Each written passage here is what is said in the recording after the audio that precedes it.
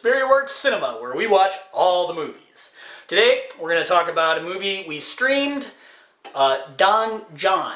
This is Joseph Gordon-Levitt's directorial debut.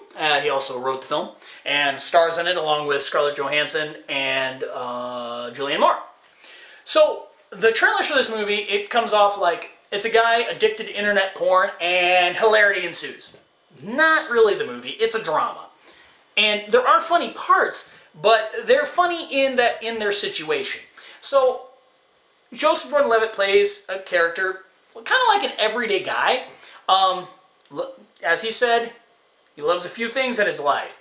He loves his apartment, his car, his family, his church, and his porn. Okay, sounds like a lot of guys. You know, he's a cool guy. He's portrayed very popular with the ladies, gets tons of women. He's not like some recluse or loser. This is not trying to admonish pornography in any way, which is good. And it allows for a setup of a very unique storytelling about love and being happy with life and yourself. He's hawking the club looking for chicks, and we see Scarlett Johansson, and of course he wants her, blah blah blah. Tries to hit on her, she doesn't go home with him like every other girl, so he gets kind of obsessed on this, like, oh man, I gotta get that. So eventually he bribes his way into finding her Facebook account and invites her out to dinner where they meet and talk. And she admits she likes him, etc. And he takes her out and tries to go home with her and have sex with her, and she refuses. So at this point, in retrospect, you can really see what I think Gordon-Levitt was doing as a director, and it's very good. It's very subtle. There's a little bit of spoilers here, but I don't think it would affect your enjoyment of the film. Scarlett Johansson is the type of woman or partner, that wants to change the other person.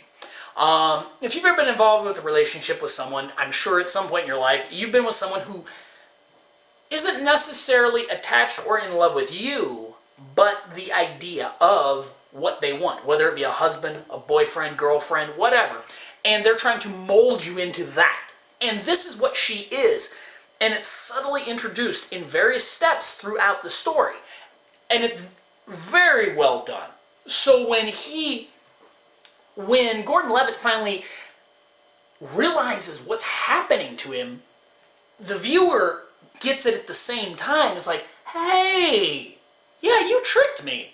And I really liked that. And there are, again, plenty of parts that are really funny, and the support, Tony Danza, fantastic. Lots of great supporting cast. And this works great up until the third act. Now, the third act is when Julianne Moore becomes more involved, and he starts finding himself, which is, on paper, it sounds perfect, but for some reason, when I watch it, it really feels like it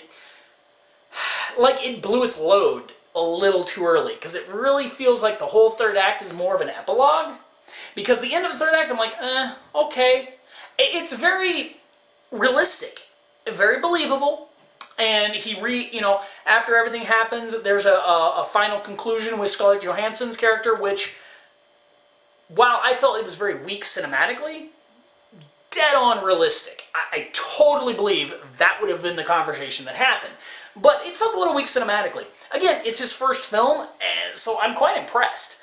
I would give the film overall a nice 7.5 out of 10. I suggest watching it. I think you'll like it. And it's just interesting to see him stepping into this role, because it's a very different type of film than you're going to see otherwise. It's not...